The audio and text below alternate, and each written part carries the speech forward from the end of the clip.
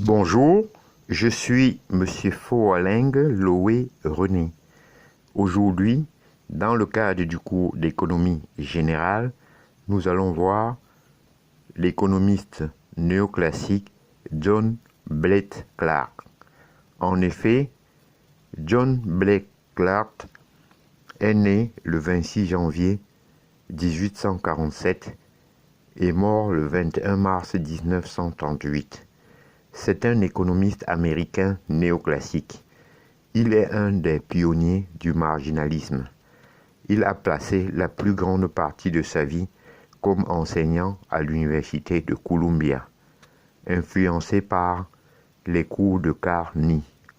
Il commence par développer des points de vue socialistes avant d'évoluer progressivement et de devenir l'un des influents défenseurs du capitalisme de son temps.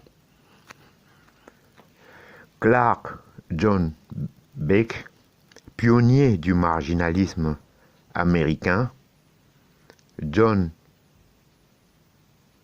Blake Clark appartient à une lignée d'économistes comme Alfred Marshall, Jevons, Walras, Menger, qui ont plus cherché à examiner et à comprendre le fonctionnement du système capitaliste dans le détail qu'à exprimer des doutes sur les mérites de ses fondateurs et sur son destin final.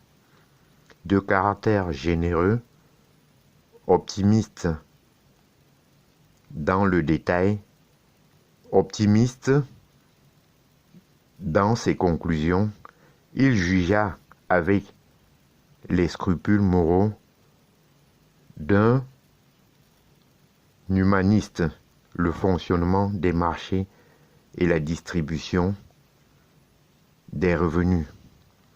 Trois ouvrages importants caractérisent son œuvre. La philosophie de la richesse, The Philosophy of Wealth, 1885, a été écrit sur le ton de la polémique et sous l'influence des économistes historiques allemands. Il contient de sévères critiques à l'adresse des classiques anglais.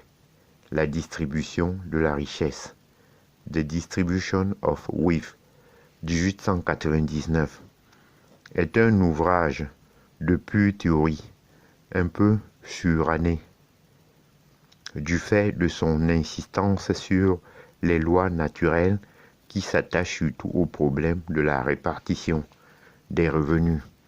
Enfin, dans Principes d'économie, The Essentials of Economic Theory, 1907, Clark donne un aspect dynamique à son œuvre en étudiant les forces de transformation de l'économie. Comme tous les marginalistes, Clark soutint la thèse que les revenus étant les prix des facteurs de production, le niveau de chacun d'eux dépendait en état de concurrence de la productivité marginale de ces facteurs. C'est dans cet esprit qu'il étudia la répartition des revenus, en se plaçant dans un monde très hypothétique, parfaitement statique et concurrentiel. Ce monde était de plus très simple, puisque la terre étant assimilée aux autres capitaux et le rôle de l'entrepreneur étant négligé. Il ne comportait que deux catégories de copartageants, les travailleurs et les capitalistes. Et selon Clark, la loi universelle et permanente des rendements décroissants régissait la proportion suivant laquelle les divers facteurs de production doivent être employés pour que soit obtenu le rendement global le plus élevé.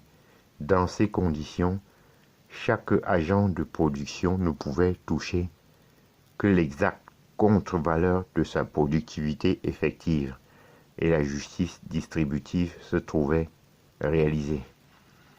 Cette théorie de la distribution que Clark apporta aux premiers marginalistes fut une meilleure contribution que son essai de dynamique.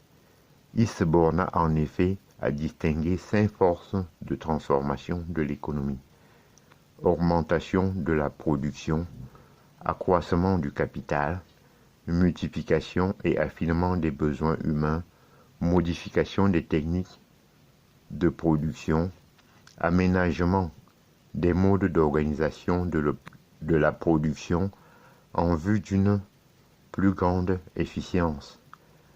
Source de troubles momentanés, ces forces ne pouvaient avoir à la longue que d'heureux résultats, sauf la dernière dans la mesure où, au nom de cet idéal, le changement pouvait aboutir à la recherche de situations de monopole et nuire à la concurrence considérée comme la base du progrès social.